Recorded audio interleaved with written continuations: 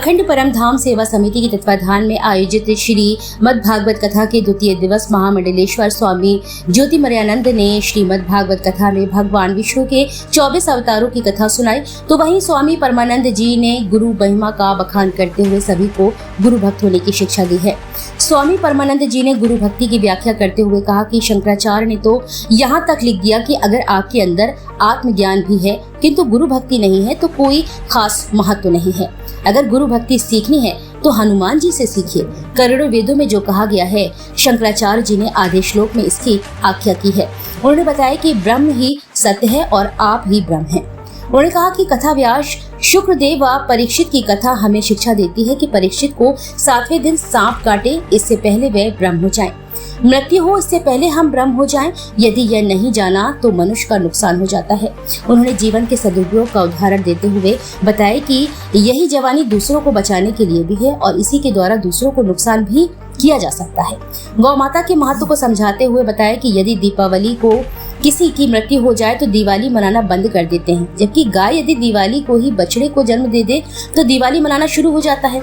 इससे पूर्व कथा व्यास स्वामी ज्योतिमर्यानंद ने भगवान विष्णु के 24 अवतारों की कथा सुनाते हुए एक एक अवतार के लिए समझाया। उन्होंने यह भी समझाया कि भगवान अपने भक्तों की करुण पुकार सुनकर दौड़े चले आते हैं, इसलिए भक्ति से बड़ा ईश्वर की प्राप्ति का दूसरा मार्ग नहीं है और वह श्रीमद् भागवत पुराण के श्रवण मास से मात्र से प्राप्त हो जाता है। इसके साथ ही उन्होंने व्यास नारायण संवाद से लेकर परीक्षित जी को मिलने वाले श्राप और सुखदेव जी के आगमन तक की कथा सुनाई।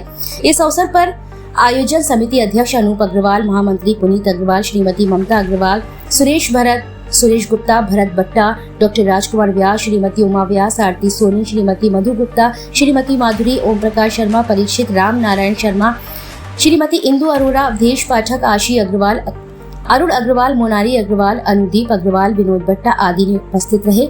श्याम सुंदर सिंह पारिचा समेत अनेक श्रद्धालुओं ने व्यास कथा व्यास एवं गुरु चरणों में पुष्प अर्पित कर पुण्य लाभ अर्जित किया। डॉक्टर श्री NS उपाध्याय जी कृपया कर पधारे। योग पुरुष जी को पुष्पहार अर्पित करेंगे। हम सभी तालियां बजाते जाएंगे, उसमें हमारी शरीक हो जाएगी। विशाल भट्टा, सुनोद भरत भट्टा कृपया कराए। राम नारायण शर्मा, सदर बाजार, ये सभी सज्जन जल्दी जल्दी फुर्ती से महाराज श्री को पुष्पहार अर्पित करेंगे, आशीर्वाद लेंगे और हम सभी तालियां बजा के अपने शारीरिक और मानसिक रोगों को दूर करेंगे। हाथों में पॉइंट होते हैं, ये पॉइंट करते हैं और आपको योगासन का, प्राणायाम का विधिवत कार्यक्रम होगा और शाम की सभा केवल एक दिन कल की छूटेगी। अगले दिन शाम की सभा में हम यहीं होंगे, ठीक है। अब रह गया प्रवचन के विषय में।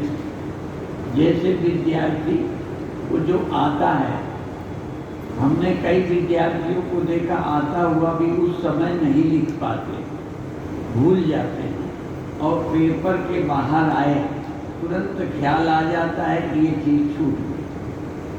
तो ऐसे ही मेरी हालत है। मैं जब बोलता हूँ तो एक बात छूट जाती है और जब मंच से उठता हूँ तो लगता है ये रह गई, तो कैसे करूँ।